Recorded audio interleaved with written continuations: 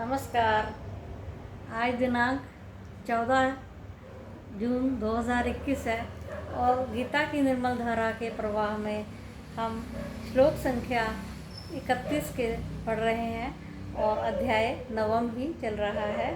आज ये अध्याय समाप्त हो जाएगा, तो हम श्रवण करते हैं।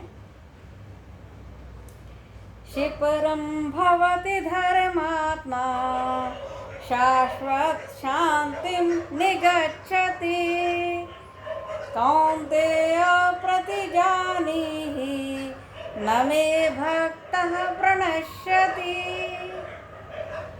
हे कौन्तेय, जो मुझे हमेशा भजता है वो शाश्वत शांति को प्राप्त करता है और वो मेरा भक्त जो है वो कभी भी नष्ट नहीं होता।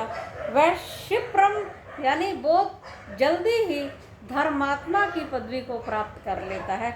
धर्मात्मा का अर्थ होता है धर्म ही है आत्मा, जिसकी जो सोल है, जिसकी जो आत्म तत्व है वो बिल्कुल धर्म में निमज्जित हो गया है, स्नान कर चुका है, सद्या स्नात जैसा।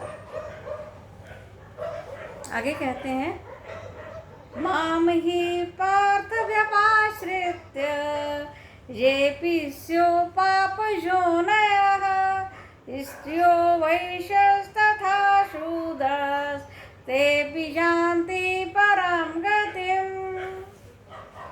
क्योंकि हे पार्थ, जो कोई पाप योनि वाले हैं अर्थात जिनके द्वारा पाप कर्म किए जाते हैं, वो मुझे ही अपना अवलंबन कर मेरी शरण में आकर मुझको प्राप्त कर परम गति को प्राप्त कर लेते हैं।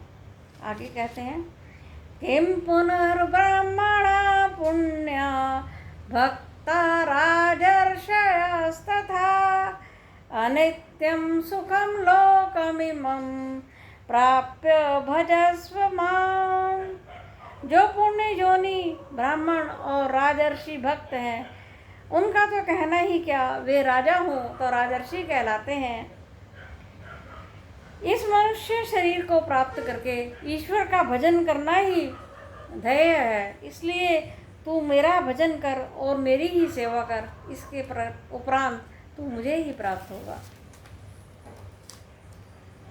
इस अध्याय का अंतिम श्लोक है, मन्मना भव मद्भक्तो मद्याजी मां नमस्कुरु मामेवैषसि चुक्त्वा आत्मानं मत्परायणः। हे अर्जुन, तू मुझ में मन वाला हो जा, मेरा भक्त हो जा और मुझे ही नमस्कार कर और तू मुझे ही प्राप्त होगा। मेरे को ही परायण हो जा, तू मेरा परायण हो जा तो तू मेरी आत्मा वाला, मेरे में ही अपनी आत्मा को युक्त करके मुझे ही प्राप्त होगा। ऐसा भगवान वचन दे रहे हैं, तो बड़ी ही हम सौभाग्यशाली हैं कि हमें ये वचन सुनने को मिला। ये अध्याय अब समाप्त होता है। इति श्री महाभारते शतसहस्रयां संहितायां वैयासिक्यां भीष्म पर्वणि श्रीमद्भगवद्गीतासु उपनिषत्सु ब्रह्म विद्यायां योगशास्त्रे श्रीकृष्णार्जुन संवादे राजविद्या राजयोगो गुह्य योगो नाम नवमोऽध्याय। नमस्कार। शेष हम कल पढ़ेंगे। धन्यवाद।